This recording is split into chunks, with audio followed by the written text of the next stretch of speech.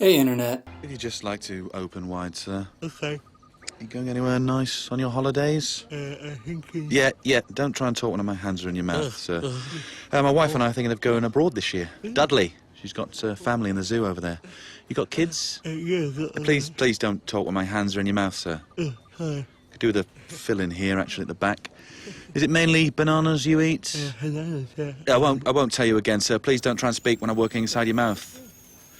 Right, I'm just going to have a cheeky little taste. That's not bad, actually. You know what's done? Just need to smell your breath.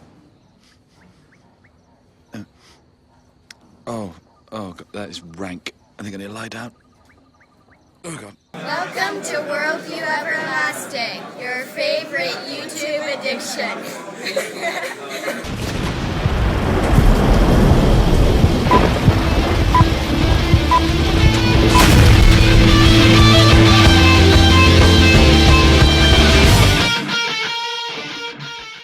This episode of Worldview Everlasting is brought to you by the letter Awesome, the numbers Sweet Action, and Issues Etc. Talk radio for the thinking Christian. issuesetc.org. And, trying to get a week ahead as we've been doing recently, and normally I won't be kind of doing this sort of, I'm going to tell you about what's going on right now because that means it was going on back then for you, but I did just get back from this March for Life in Washington, D.C., and it's kind of been rattling around my brain. Really can't get over it. The insane experience that took place there, the vast amount of people showing their support for the unborn, the children of our nation that are being murdered without due process of law, and the amazing fact that there was zero to virtually zero media coverage of this massive event, or even in the newspapers, the few places I saw it, they'd talk about the thousands of people that were there. There was so much more than thousands. I know I've heard numbers thrown around. Was it 500,000? I still haven't seen that in print because that's it. Nobody in print is covering the event without misconstruing it as some sort of radical fringe group. This isn't a radical fringe group. And here's the sad thing. This is the Roman Catholic Church in the United States of America making a stand, and a bunch of Protestants, a few Protestants, kind of latching on and saying, oh yeah, us too. But holy moly, I just can't imagine if the evangelical churches and you LCMS Lutheran churches, if we got off our butts and all drove out there one year, what kind of insane gathering this could be. I mean, it would be unprecedented in the history of the United States of America if we actually participated in this thing. Catholics have been carrying the ball on this. And it's like, it made me think, it made me realize we got this problem. I think in the LCMS, we assume we're pro-life, right? We all kind of know abortion is murder, and we know the ELCA is, the Evangelical Lutheran Church in America are not sister church body, has been really weak on this, so we just assume that we're really strong on this, but then we don't talk about it, yeah? And I get the whole don't want to do a Sunday for Life thing because Sunday is the Lord's Day, and we have a Sunday for this, and a Sunday for that, and a Sunday for this. Next thing you know, there's no Sundays for Jesus. I get that too. I'm not saying you got to participate by giving up your liturgy or anything like that. All I'm saying is we got to start talking about this. This is insane. We have a country that has slaughtered more people than Hitler ever did, and we are complicit in this simply by not speaking about it. And I don't know what this is going to mean for me and mine in terms of how we live, but I just can't get over it. It's just huge event. And props to Maggie Carner and LCMS, our current administration, Pastor Matt Harrison, and so forth, for trying to put this on the map, putting on the little LCMS conference in with and under. Not quite the turnout I think they were hoping for, and that's not so much on them, that's on us again. And granted, it's the middle of winter, that's the whole point. Who would hold a march or a rally on January 25th in Washington, D.C.? I mean, it's like the worst possible time of the year to get anyone to go stand in the cold. Why would anyone do this? And yet, still, the numbers of people that show up. Why? Well, because God likes babies, yeah? And we're showing more and more as a nation, we are just like those Canaanites of old, willing to slaughter our children in hopes that somehow this will bring us prosperity. And the more that this goes on, well, the more we should shake in our boots as Christians. Who knows what's coming next, yeah? God didn't let Hitler just continue to murder. What makes us think he's just going to turn his back on this? Yeah. Well, there's some law for you this morning. Yeah. All right. I just had this talk with my 5th graders, and the bell rings, and I'm like, well, have a good day. How do you have a good day? But that's just it. We're complicit. Anyhow, so it is actually today a week ahead of what I'm doing today.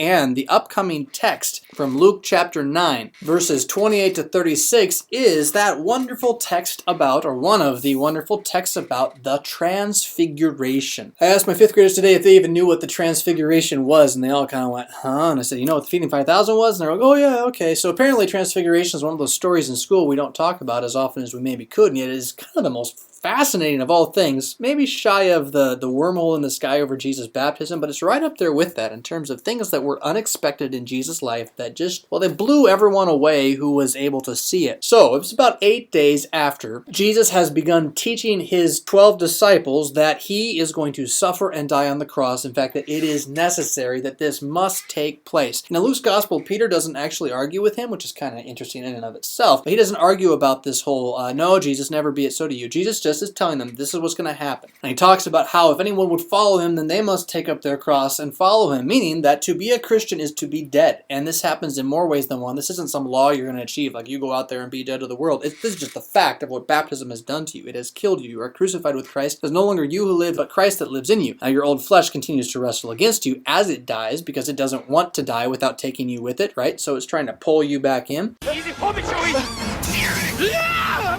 Nonetheless, the promise, the gospel, the good news of God is that the Son of Man has not been ashamed to stand in your place, and so he has enlivened you by his Spirit, called you with those gifts of the Spirit, created this faith in you, so that you do not and will not deny Christ before men, and you shall not, this is also the promise of the regeneration, gain this whole life, put your chips in this world. Now, is it possible, and this is this whole Lutheran distinction, this single election reality, is it possible for you to reject this promise? Yeah, it's possible. You can go out and try to gain the whole world and forfeit your soul. That's true. But that is not what Christianity is. And Christianity neither is merely a statement that you cannot do that, you can somehow power your way away from that. It's the truth that Jesus has saved you from that. So how shall we who've been saved from this continue to go pursue it? Well, we don't. By repentance and forgiveness, God is calling and dragging us, almost kicking and screaming back into this cross where he is killing us by faith alone in Jesus. And with that killing in Jesus, he's also raising you in Jesus. And that's kind of the key thing there. Death and resurrection, new birth, new life by faith. So, about 8 days after Jesus starts talking in this way to his disciples, he takes Peter and James and John and he goes up onto the mountain to pray. Interesting little thing there too. Which mountain is this? My LCMS study Bible says the mountain, possibly Mount Tabor or Mount Hermon. Yeah, but this is just the point. We don't know which mountain this was, and yet Luke is like, not a mountain, he says the mountain. Well, why would he do this? What is it about the mountain that might ring a bell with something as of old? Now, in our upcoming text from Deuteronomy in the Old Testament, you're going to see that Moses is taken up onto a mountain where he's shown the promised land right before he dies. But that's not the only time a guy like Moses was on a mountain. He also stood on this single mountain, which we call Mount Sinai, which may or may not be the one that's called Mount Sinai today. It doesn't matter. It's the one that God in his own glorious cloud descended upon in fire and lightning and crazy madness to covenant for salvation with Israel of old, which happens to be the same mountain that a guy named Elijah hid in a cave in while in glorious fire and wind God descended only to eventually speak to him with a still small voice about his promises of what he was going to do for Israel of old. Yeah, so there's this thing about mountains, but not just mountains, any mountain, but the mountain in the Old Testament, that this is the place where God, by a cloud, reveals what he's going to do for salvation, yeah, to visit and redeem his people. And so now, just kind of out of the blue, Luke mentions that they're going up on the mountain. Does that mean they're down at Mount Sinai, wherever that is? No, not necessarily, but there's an illusion going on here, right? And it's going to get even deeper when you see what happens next. Jesus takes them, he goes up on the mountain to pray, and as he is praying, the appearance of his face was altered. Altered is kind of an interesting way to translate the word there. His face was made heteron. Now this word heteron, it shows up in English in a couple of different ways. We hear it in the word heterodoxy. We hear it in the word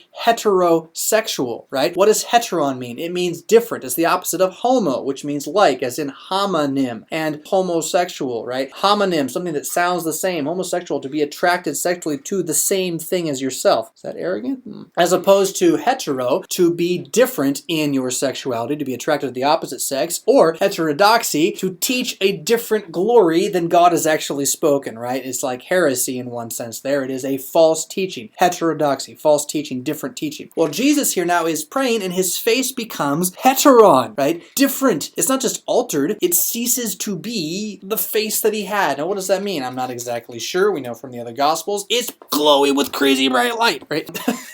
his very flesh reveals the glory of God in man incarnate. And here you see a hint of something that, you Calvinists out there may not like, if you even know what I'm talking about, the genus maestaticum. This is the place of God's majesty in the human flesh of Jesus. While we know that Jesus is both God and man and that his natures remain their natures, his human nature does not change into God and his God nature does not change into man, but that by the unity of the person they are incarnated. So then the human nature receives from that God nature the ability to do things that human nature wouldn't necessarily be able to do without the incarnation. So for example, Jesus can do things like walk on water and go through doors into locked rooms that he wouldn't be able to otherwise get into. And yeah, Calvin did have some trouble accepting those things. He can do things with other parts of the creation too that normally wouldn't be able to do.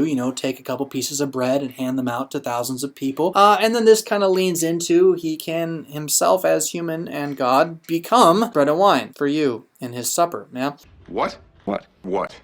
What? Well, you don't want to believe that. Oh, it's just a symbol. Oh, no, he's a human. He's up in heaven. Well, okay. Then, I guess he can't transfigure either, huh? Oh, he can? So, what's the difference? His face became different, glowing with the glory and majesty of the Almighty God, not purging, but like unto purging, projecting through his entire self, so much so that even his clothes are changed by the just bursting glory. I mean, you can't even picture this, right? It's just crazy. Dazzling white, like looking at the sun in a human body still. I mean, it didn't cease to be a human body. Don't be a Nestorian about this, like God somehow shifted and like the humanity wasn't there anymore and the nature of God was there without the humanity. That's to divide the person. Jesus is one person who is both God and man. And this is huge, huge Christological issue. And to deny it is to really, in a sense, cease to be a Christian. I mean, at least that's what the old Christians thought back in the day when they wrote those creeds and stuff. Yeah? Anywho, and behold, check it out. Guess who shows up? Moses and Elijah. These two guys who had these mountaintop experiences. Tell you what, this ain't like your standard mountaintop experience like I just had a good day and I feel really great. This is like mountaintop experience like God shows up in thunderous fiery cloud and, well, you should be dead, but you're not. What's going on, right? I've seen the face of God and live, that kind of mountaintop experience, which my guess is you haven't personally had yet. Yeah, I haven't. I don't think I want to. So, Moses and Elijah, these guys are there. These guys who in history of old are connected to the cloud of God on mountains, revealing God's word, now are speaking to Jesus. So, is this saying then that Jesus is just the next in line of these prophets? This is just one more thing? I mean, Moses' face was transfigured when he came down off that mountain, right? I mean, his face glowed, and Elijah was able to do things with bread that other people weren't able to do. So maybe this is what this is saying, is they're just all kind of on the same level, revealers of God, prophets and so forth, yeah? Well, that's what Peter thinks. But before we get to Peter, let's talk about the Exodus. They were speaking about Jesus' departure. Now, what on earth could Jesus' Exodus, his departure, be referring to? Now, he has just said a few moments ago that the time is short and soon he will be delivered over to the scribes and Pharisees and killed. Well, that would be it, his Exodus. Now, the thing is, that word Exodus has been around for a while. It refers to this whole other story of salvation in the Old Testament where the people of Israel is brought out of Egypt through the waters of death and struggle past a mountain unto the promised land of, well, perfection. Is there any, similar themes going on there? Yeah, tons of them. So many I'm not going to have time to talk about them. This is what many Lutherans, not all, but most Lutherans who, know what they're talking about, would call typology, which is to say that there is not only rectilinear forward-speaking prophecy in the Old Testament, but that the whole Old Testament, by its very history and narrative, foreshadows, points forward to who Jesus is and what he's done, so that even the Exodus of the people of Israel out of Egypt, out of the house of slavery, the land of death, as it were, foreshadows Jesus' exodus out of the valley of the shadow of death, which happens through the death of a son, through the slaying of a lamb and his blood, through water as if on dry land, and into a promised land so perfect as to be, well, flowing with milk and honey, sinless even, yeah? So there's all of that going on in this too, that Jesus is speaking with Moses and Elijah, that the fulfillment of all the Old Testament history as prophecy is about to happen in his flesh, which happens to be God glowing in a human man at the moment. And it's going to be accomplished at Jerusalem. Now, through this, and I'm thinking this is kind of like the Garden of Gethsemane thing, Peter and the others are falling asleep while he's praying, so they don't get to see the initial transfiguration. That's kind of what Luke is telling us here. But as it happens, they're like, oh, I'm drowsy, but I'm starting to wake up, and holy crud, Jesus is glowing. Shouldn't have had that 12th coffee. I can't even blink anymore, and I can hear my heartbeat in my ears. I don't get it. Mary had the same as me, and she went to bed hours ago. And they became fully awake, and they saw his glory, and they saw the two men who were standing there with him. And as the two men were about to go away, Peter then says, Master, it is good that we are here, which is true.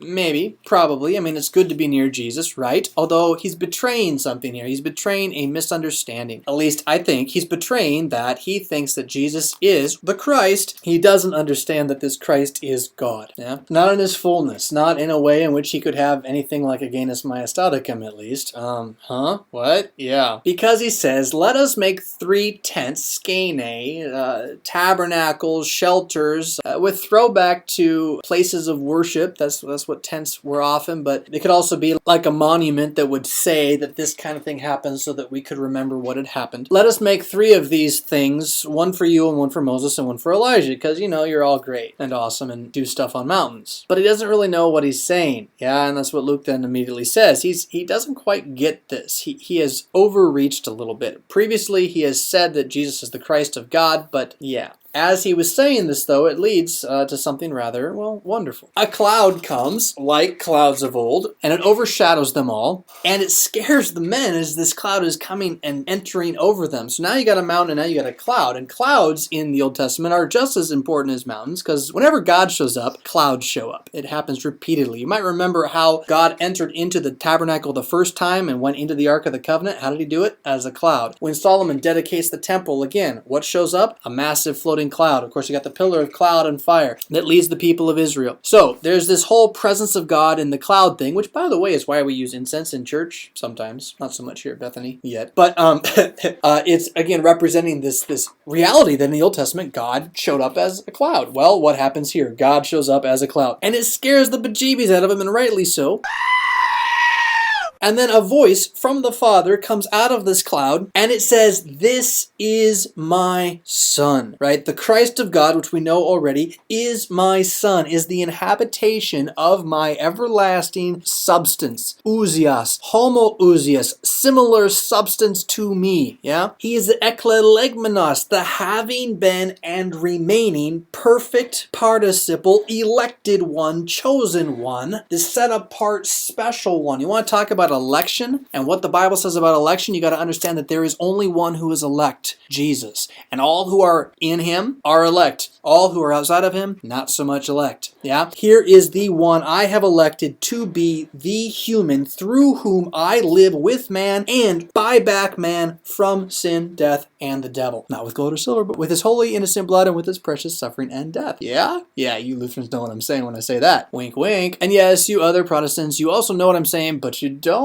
You don't, because there's an inside joke there and you're just not getting it. But we love you anyway. Yes, so this is my elected Son. And what should you do? What should you serve him? Should you obey him? Should you worship him? Atu akueta. Hear him. Yeah? Listen to him is true too, but it's kind of a weak translation in a sense. It is an imperative in the Greek. That means it is something that is commanded to you. But again, is this a command of a good work or is this a command of necessity, right? Hear him. Have his words enter your ears. It is a passive command to receive what he is saying. And what has he been saying? Hey boys, I'm going to the cross. And when the voice had spoken, they found Jesus only, Jesus alone standing there, the Son of God, as man, the glory no longer shining. They didn't tell anybody about what had happened. I mean, they're a little terrified. They're not sure what to make of it, but I can tell you one other thing that you're going to love right here at the end. So when all of this passes on and it finally reaches its fulfillment and Jesus is sitting there hanging on the cross, guess what also is there? Guess what also is there? Well, he's on a mountain called Calvary, right? Which is part of the mountain city of Jerusalem. And what covers the sky? Oh, was it clouds and deep darkness? So you're telling me that when Jesus shows up to die, there's also these clouds and mountains things going on? Yeah, it is so. And so if you track these clouds and mountains all the way from the Old Testament, you find that God is saving his people through clouds and mountains. God is saving his people through clouds and mountains. God is saving his people through clouds and mountains. And then there's a man who is God saving his people with clouds and mountains on the cross. It's kind of spiffy.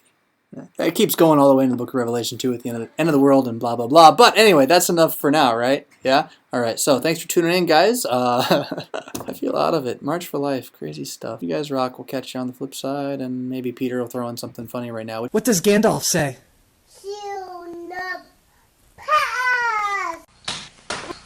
Which reminds me, join the Lutheran Ninja Clan. $5 a month to make WeTV happen. If you enjoyed the videos from that week in Fort Wayne, the interviews and so forth, and hopefully we'll get up this March for Life video at some point here too, well, you can make more of that happen and take Lutheran television into the next era by joining the Lutheran Ninja Clan. $5 a month. You won't even miss it, yeah? But you will miss this if it's ever not here, which it won't be. It will be here because the Lutheran Ninja Clan is bringing it to you. Thank you, Lutheran Ninja Clan. And I'm just talking out of my ear at the moment.